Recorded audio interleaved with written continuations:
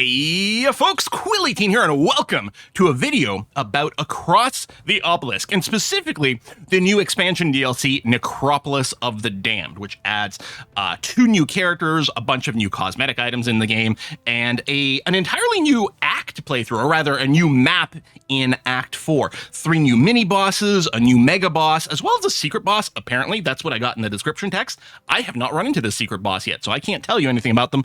They're that secret. Now, Across the Obelisk is a game developed by Dreamsight Games, and it is published by Paradox Arc, the indie publishing wing of Paradox, and they have really truly found a good one over here. I did a video for Across the Obelisk maybe a month or so ago, really looking into a lot of the basics, and Paradox Arc very kindly sponsored this video about the new DLC. And what we're going to do is we're going to focus on the new stuff over here. I'm going to be talking about the 2 new characters, Nevermore and Valyrian, as well in the background you can see footage of me playing this game with my friends, because while this is an excellent game to play on your own, unlike other deck-building roguelike games that are excellent, it's a really rich and diverse genre. I really like this genre a lot. We have multiplayer co-op available within this. So in the background footage that you're going to see, I'm going to be playing the 2 new characters from Necropolis of the Damned. I'm going to be playing as Nevermore and Valyrian, and then I've got a friend who's playing the Voodoo Witch Maluka, and another friend who's playing the Ratkin of some kind, I don't know, Warlock Zek. And we intentionally constructed a party that was going to be heavily focused on shadow magic.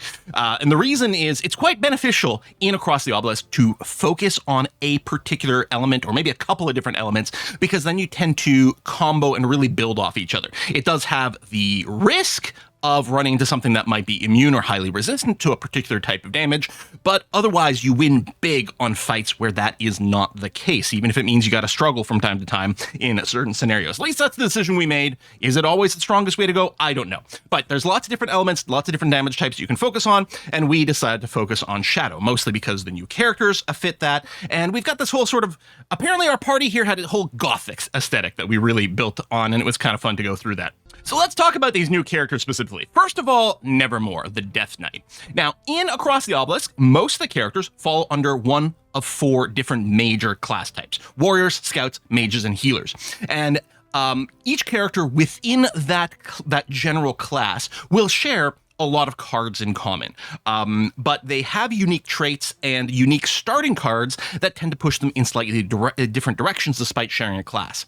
In addition to that, there are characters that fall under the multi-class category, where they are a combination of 2 different classes. So for example, Nevermore, the Death Knight, is a combination of healer plus warrior. But even within like something like warrior, or even within something like healer, there's a bunch of different ways to go. You can focus actually on healing, or you could focus on shielding, or you could focus on doing holy damage, or you can focus on doing shadow damage. And a similar things happen with the warriors. You could be focusing on cards that increase your defenses. You could be focusing on cards that hit for huge amounts of bludgeoning or slashing damage, and so on and so forth. But Nevermore can really build themselves on shadow magic, which is great.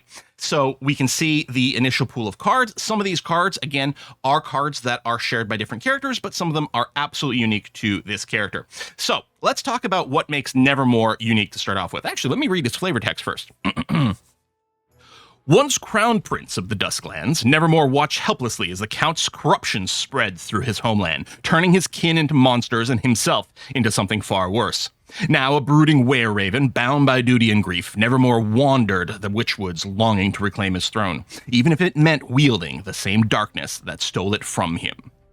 So, I think the thing that defines the different characters the most are probably their traits. So everyone's got an innate trait built into their character, and then as they level up during a run, so there's a few different ways characters can level up. They can sort of level up in kind of a meta way, the roguelite way, where they unlock, say, more perk points to go and make themselves stronger as they go forward.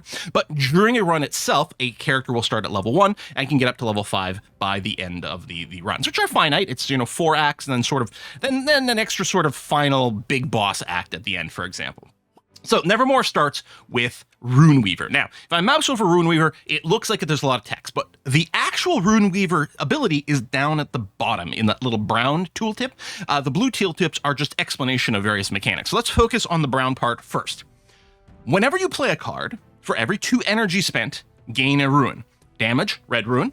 Defense, blue runes, and healing spells, green runes. So anytime you cast something that costs 2 or more, you would look at. So for example, if I looked at Push Forward, this is a defense card that costs 2 energy to play. Therefore, it would give me a blue rune. And then if you look at the tooltip for blue rune, you can see what happens when you develop those charges. Basically, you start at 0 charges of each rune, and you can go up to a level 3 in those. And you can have all 3 of the different runes operating at the same time. So with the blue one, as we get these various charge levels, whenever we block damage, we start to get shielding from it, and that can grow even bigger, including once you get to 3 charges of the cap, whenever we block damage, it actually grants 10 shields to all allies. Very passively building defenses once you've gotten set up is very nice. If we look all the way down, say at the red rune, for example, which we accumulate by playing damaging cards, then we can see here, in addition to the fact that certain abilities, like you can see Fortify, Healing Done, and Mark, we get more stacks for every charge of the red rune. Mark is a very powerful debuff that you can apply to an enemy that increases the damage they take. So Nevermore, if you're building Nevermore to be a damaging character, he can scale very well by stacking marks. And he does actually start with a card that applies marks. This War Seal over here, you target a monster, it deals 3 damage, applies 1 mark, and it gets repeated twice. Now, that's 1 mark as a base. If we did have some red runes, then we would get even more marks applied over there, and we can skill our character up. Let me load one of these configuration of perks. You can level this character, build this character in a way that his marks get even more charges, for example. So we've got that, and then I've got it specialized so that marks on enemies don't lose charges when they prevent stealth or at the end of the turn. So the mark charges will continue to scale up constantly, which is kind of nice. And I thought that was a pretty good little build there. So yeah, so you can play a version of Nevermore probably that does all 3 things simultaneously. I suspect it's probably best to maybe focus on a couple of different things to really maximize the chance of getting to the level 3 charge and then getting as much value out of it as possible. And Nevermore being flexible means he can fulfill multiple different roles in the party. We went for all-out damage on our build. It was very risky. High risk, high reward. All 4 of our characters, we went for maximum shadow damage as a build with our goal of trying to rapidly obliterate the enemy in kind of a race. Kill them before they can kill us. And it was, for the most part, fairly successful. Okay, they're not. Okay, Wow. I was gonna say, you should have taken the extra 15 hit points, but it wouldn't have made it. That was fairly rude. Yeah. Rude. Oh, God. I mean, yeah, we were hurt coming in. Oh my God, this is insane. And I'm silenced.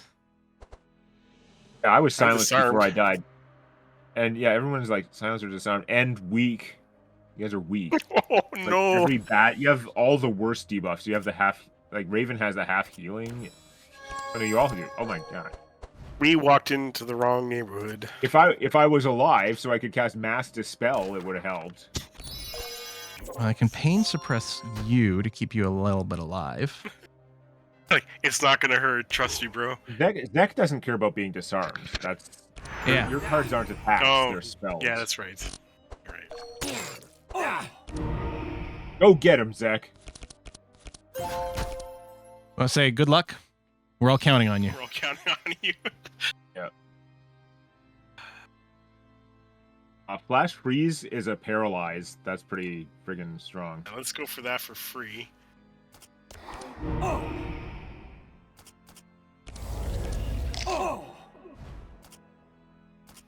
Shit, I don't have enough to cast that. Okay, that was pretty good at spell, and get rid of 1 person is excellent. Yep. I mean, it was a good turn. Now, do they kill us?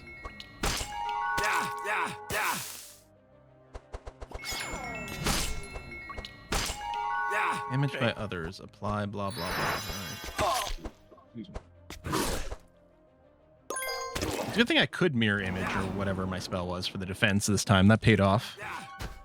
Okay, well, they are nearly dead.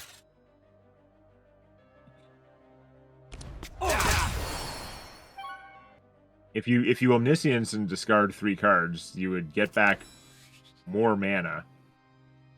And then True.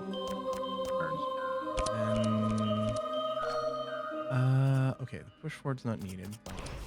Well, that was questionable, the cards you drew, but Yeah. hindsight turned out to be bad advice, but it was good in theory. But you're gonna go again before them. Yeah, that's great. The speed boost is actually going to pay off there. Okay, well, that's good.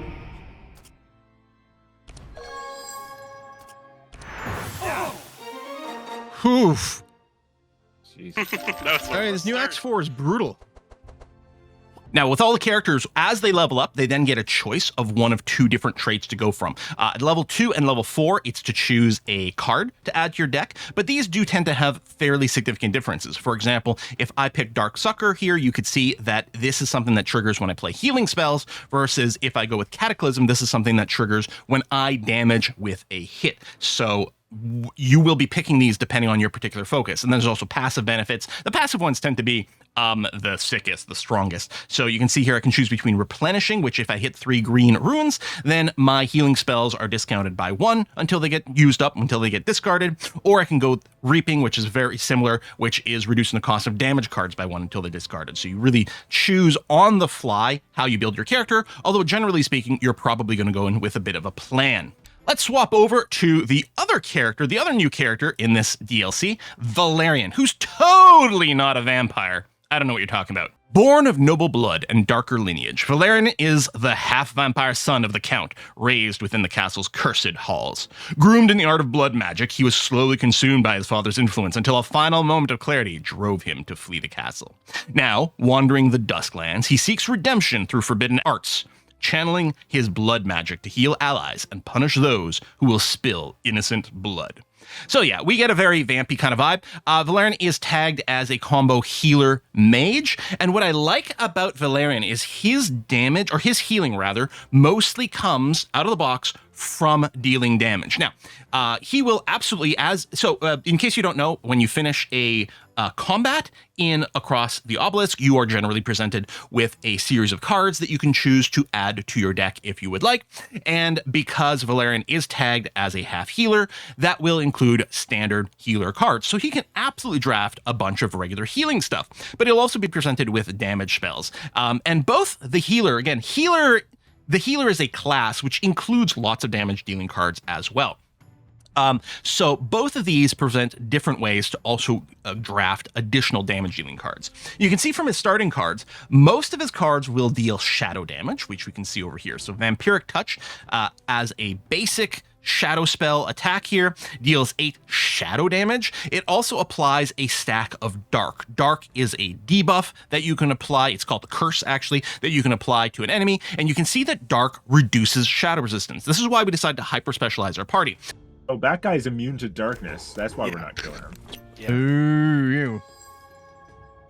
If we apply tons of dark curses to our enemies, it strips away their shadow resistance. In fact, can put their shadow resistance negative, so they'll take bonus damage. And then if what we're dealing is a whole bunch of shadow damage, fantastic. You can see that when dark reaches 25 stacks, it also explodes and deals more shadow damage to the enemies, which is wonderful. Love that. But the other thing that Valyrian does specialize in is applying bleed as well as leech. Now, leech is a brand new debuff in this expansion. And it very naturally ties in with bleed, as you can see. So bleed is a standard damage over time effect. There are a number of different damage over times in this game, and what I love about it is they work slightly different. For example, both poison and bleed ignore armor because it makes sense. It's sort of internal to your body. It shouldn't be blocked by shield and armor and those sorts of effects. So poison and bleed both ignore that, but there's a subtle difference between the two. Bleed happens at the start of the enemy's turn, and poison happens at the end, which means if an enemy is highly poisoned and will die, they still get to act right before they die at the end of their move, whereas bleed front loads it, or at least it normally does. I like to run with my bleed-oriented characters, if I can remember where to find that. With my bleed-oriented characters, I like to change the way bleed works with this perk here, which, first of all, charges you apply +2, so you apply more bleed at a time. Bleed on enemy instead deals damage at the end of the turn, which is a bad thing. You generally want the damage over time to happen at the start of an enemy's turn so that they die right away and don't get to act. But you can see this does prevent immunity to bleed to apply. There are some enemies in the game that are immune to bleed, and this would give you a way to avoid that, which I think is absolutely worth it despite delaying the damage tick. But then the more, again, notable part with Valyrian might be the fact that we introduced this leech mechanic. So with every charge of leech, the enemy gets -1% to all resistances. Again, an amazing way to strip away resistances and to multiply incoming damage. And then, like with the Shadow, when we reach 25 charges, the leech charge explodes. It removes all the leech charges from the enemy. Then it applies 1 bleed per charge and heals all allies for 1 HP per charge. So this is a way to produce healing for the entire party while doing damage if we keep stacking leech effects. In addition to that, Valyrian does start with lots of self-healing options. He starts with 4 copies of Vampiric Touch. So we were just looking at this. It deals shadow damage, but it also heals ourselves for 100% of the damage done. This is particularly important for Valyrian because he can get cards like Life Tap, for example, where it's free to play. Well, you don't pay with energy. In fact, it gives you 1 energy, but it costs you hit points. So we can play Life Tap to generate a bunch of energy, use that energy to cast things like Vampiric Touch, and then heal ourselves right back up, or perhaps trigger a Leech Explosion that heals everyone. I really think this is a cool design. Both of them are excellent. I love the rune system with Nevermore. It's fascinating. The way that it scales up your abilities in a different way by hitting these different rune points is quite unique in Across the Obelisk. I think it's great. But that Valyrian at the same time is so satisfying to stack all those debuffs on there.